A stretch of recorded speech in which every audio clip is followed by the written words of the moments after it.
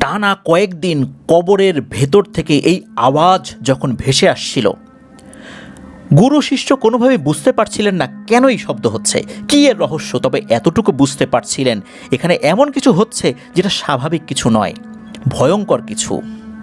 ওনারা এর কারণ অনুসন্ধান করতে থাকেন। একটা পর্যায়ে ওনারা সিদ্ধান্ত নেন সেই কবর খুঁড়বেন। কবর ওনারা খুঁড়তে থাকেন। খোঁড়ার আগে ভালো করে চতুর্দিকে ওনারা রুকিয়া করে নেন।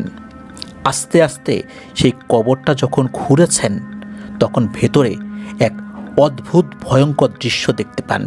এ কি? এর ভেতরে কে বসে আছে? লাশের উপর কে বসে আছে? এ তো চেনা লোক, একে তো আমরা চিনি। সে কেন এখানে? সে কি করছে? সে কি পড়ছে? সে যেটা পড়ছে সেটা তো ভয়ঙ্কর এক কালো জাদু।